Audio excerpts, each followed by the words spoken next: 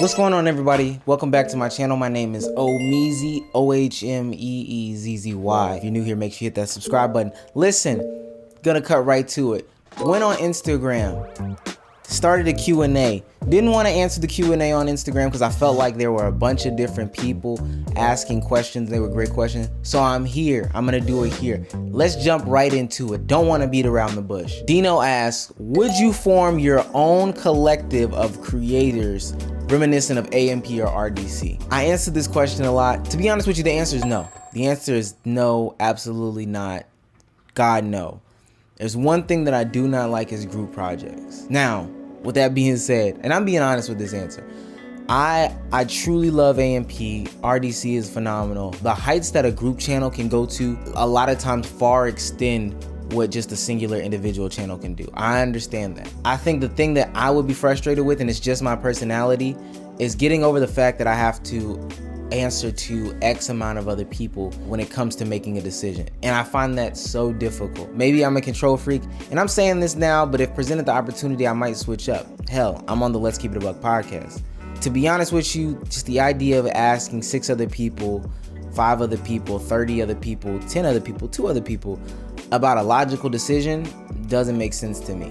It's fun though, I ain't gonna lie. AMP is fun though. Like, all of us have a blast. The guys enjoy each other. It's fun. It's for somebody, it's not for me though. You know, also asks, who inspires me?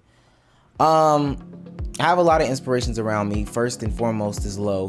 You know, my brother Marcel. I would say my mom does. I would say my dad's side of the family is a true inspiration. My girlfriend is an inspiration. But most importantly, I would say I inspire myself. You feel what I'm saying? Me. It's me versus me. I inspire me. But yeah, I have a lot of people that inspire me. I have a great village. Abdi Goat says, who do you think won, Agent or Lo? Listen, Lo won, bro. Lo won. And that's not even being biased. They wanted me to vote in the beginning, but somebody said I'd be biased. You're damn right. You're damn right. But to be honest with you, like, Agent was losing those first 2-3 rounds. I feel like he had the lasting impression. If it would have ended in 3 rounds, Lo would have won. But the fact that it went to 5, it just didn't work out for him in that favor. But listen, bro, he got cheated, okay? It was rigged. He paid Snipe off. The Golden Child Tay asks, you ever gonna get revenge on T-Jazz? Listen, bro, I think what y'all don't understand is that T-Jazz is a professional hooper. T-Jazz plays basketball literally all the time and against great competition. I think it's hard for me to like say that I'd ever get revenge on T, whatever that even means. First of all, it's just basketball. I play good defense. Don't know what to tell y'all. Ultimately, like, he plays basketball multiple times a day, every day of the week, and I'll never do that. That's not me. That's not my life anymore. I got bad ankles. If you haven't seen that video, go watch that. But I got bad ankles. I ain't gonna lie to you. So I will never be that guy to get revenge on T-Jazz. And I know that might hurt people's feelings, but it's basketball. He's a legitimate, he's a hooper. He's a hoopist, okay? And I'm Omar. You know, I'm BTS. I'm behind the scenes. So, but next time I see him too, we playing, it's check up. I'm never ducking the smoke. We run up the chimney like John Morant said. So I don't know. Jar Opener says, what do you do to keep your mental health up? Take breaks. You gotta take breaks. Take me days. Cut everything off. Cut it all off. Go on do not disturb. Even if it's in the middle of a busy season and something important, take breaks. Let it all go. And if you can't seem to just cut it all off, put it all away. Leave your house without your phone. Go do something that you truly enjoy, but just get away. Life can be overwhelming, like a lot, often and all the time. You gotta let that go. You gotta get away. A lot of people have different ways of doing it, but that's my advice to you. Take your breaks. Green Pillow says, you F with Yeezy Gap clothing? It's cool, some of it. I think the cropped hoodies are cool. The cropped hoodies are really, really cool. Some of the other stuff, it's too early. Let's wait. Let's wait and see. Let's wait and see. Duck Drop 'em Off says, who meet bigger, you or Lowe's? He's the bigger brother. He's the bigger brother. I'm gonna concede that to him. That makes you feel better. He's bigger. I don't know. T Reasons 03 asks, where are you and Lo originally from? We're from a small town outside of Atlanta on the south side of town. Not gonna get too specific, but we're from the south side of Atlanta. Great school district, very diverse neighborhood, you know, mixed communities and stuff like that, but we are from that side of Atlanta. C_Cephas asks, did you have any skills in production before AMP? To be honest with you, the answer is no. this is gonna sound crazy like as a response. I feel like I'm a natural leader, therefore leading people in a direction, which in some effort is production, or some degree is production. I had those skills. Did I have any like prior work experience with the studio or anything like that? No, not at all. To be quite honest with you, no. I do have a personality though, so that's where that came from. I can tell you how I started off with A&P. It was truly just, Agent was talking to my brother and he needed help with like some of the stuff. And now I would consider them some of the smaller stuff. Like, you know, remembering to, going to grab certain things from the store so it's not somebody's responsibility, and remembering to charge batteries for cameras. So it would literally be like, oh, we need a table for this, a chair for this, and a referee shirt. So I would go and grab that, and the batteries being charged for the cameras, I would be in charge of that. It started from that, grew to like uploading clips at one point, grew to opening a storage facility and housing those things at one point, and then it took on a different role as a part of being a part of the video production process. One of the better parts of the video production process that I believe was when I was given a title, given a concept or whatever, bringing that concept and that title to life, and then, you know, letting the members fill in those gaps and things of that nature. We do collaborative efforts often as well, and then, you know, I'll give 2 cents here or whatever, but it's essentially my job to then bring the video to life. If somebody has an idea that they're thinking in their head, try to bring that idea to life the best that I can with what resources that I do have. I didn't have anything prior to that.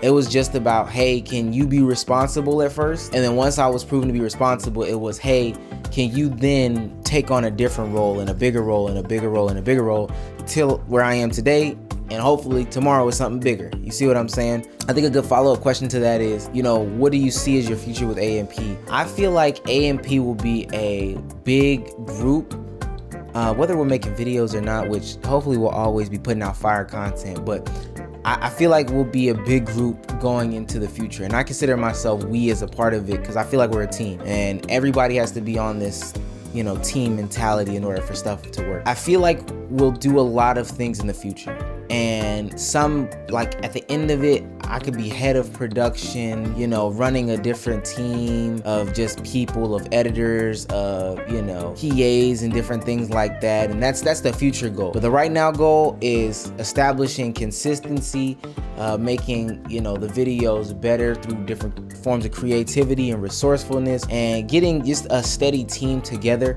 that can assist on the production side, so a lot of it doesn't fall on me, slash, you know, we can be more resourceful with, you know, the things that we do purchase and the people and the talent that we do get for the videos. Alcy Balil asks, when's the next time you're gonna be on peer-to-peer? I might make a call. I don't know. I don't know what my brother and Agent are doing. I don't know why they haven't had one of the kings back on there. I don't think I'll have too much to talk about though, but I feel like, and I've seen the responses from the comments, it's always a great episode when I'm on here. We all have chemistry. You see what I'm saying? So I think it would be a great episode. I'll give him a ring. But to be honest with you, we do the Let's Keep It a Buck podcast the same day that they do their recording, so it might, you know, create some overlap. Jaysa King Zero asks, how hard is it to balance school, A&P, a podcast, and your YouTube channel? I feel like the hardest part is the beginning when you're trying to create that work-life balance. At this point, it's become much easier, to be quite honest with you. Podcast, I'm constantly in the community with Let's Keep It a Buck. We're constantly talking in the Discord. We're constantly hearing feedback. And then when we hop on pod, it's just a natural conversation between friends. So even some of the ins and outs, it's small stuff. We can get through that easy. School, I'm only taking 2 classes this semester.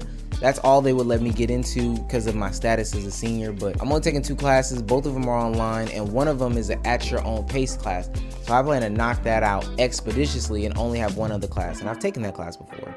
It's pretty easy. You just need to CHEAT those exams. I ain't gonna lie to you. No, but for real though, it's easy once you understand your course load and, you know, take that into consideration. Now, A&P on my channel is very challenging. My channel, the motivation to record is very tough. I think as I record more and just force myself, you know, I'll naturally get into it more. Just honestly, that's my honest opinion. I'll naturally get into it more. You know, I want to record more, be more creative on my channel. I have a plethora of ideas, pages full of ideas, but I just need to physically cut the camera on and go. A&P, that job is so on demand. We gotta go bang, bang, bang. However, the guys are understanding and we're all collaborative, so having, like I said, a good team really makes the job easier. The Adidas kid asks, how much is your shoe collection worth? I guess we would have to go by like, let's go by GOAT prices or something like that. Yeezy Desert Boot Oil, $368. Yeezy Desert Boot Rock, $328. Yeezy Desert Boot House Wakami, they have this boot at $1,560. I didn't pay that much. I'm gonna let y'all know that right now. That's a crazy price, but add that to the list. Yeezy 700 V3 Safflower, $250. Yeezy Boost 700 Inflame Ember, $295. Yeezy Boost 700 Analog, $448. Yeezy 700 Teal Blue, $600. Gave away a lot of my collection. Shout out to Deuce, even though I know he doesn't watch my video. New Balance 550 White Green coming in at $278. So whatever that number equals up to be, you know, do the math on it. And that's what my shoe collection is worth. I think it's Carlo Alexander. When do you want some art? Send it, twin. Send the art.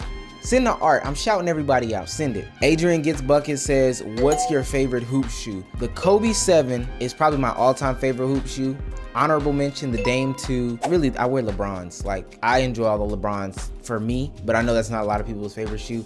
But the Kobe 7 is my favorite hoop shoe all time. Dog the Bounty Hunter says, what's one thing you learned from doing Let's Keep It a Buck? You cannot do a podcast if you do not enjoy your co-hosts as people. It won't work. I know sometimes it might look like we don't enjoy each other, but those guys are truly my friends, my brothers, all that. Like, I enjoy them as people. They make the job fun. I would not want to do a podcast with somebody that I don't enjoy. That's the downfall of any podcast. People get on there with people that can't have fun with, they're not really friends with, and the conversations suffer. And last question goes to Queasy. When you gonna drop out and get this YouTube bag? Listen, Queasy, nothing is promised. I'm only about 8 to 9 classes away from graduating college. Nothing is promised, so I might as well finish out. If YouTube doesn't work, if I get let go from A&P tomorrow, if, you know, A&P gets bought out, if I don't want to do it anymore, if I have to move across country, if my channel doesn't pop off and work, if Let's Keep It a Buck fails, I need backup plans to the backup plans to the backup plan. And a computer science degree is a pretty good backup plan. I'm gonna finish this out. It's also a pride thing. It is what it is. But I'm gonna finish this out too. Like, I know I can do it, and I want to prove that to not only other people but to myself. So maybe when the numbers make sense and I just cannot go to school and make everything else work, it'll be a conversation. But right now I got something to prove. Hey man, I appreciate everybody for stopping by. Drop some more questions if I missed something that you want to know. But until next time, it's Ohmeezzy, and I'll talk to you soon. Peace.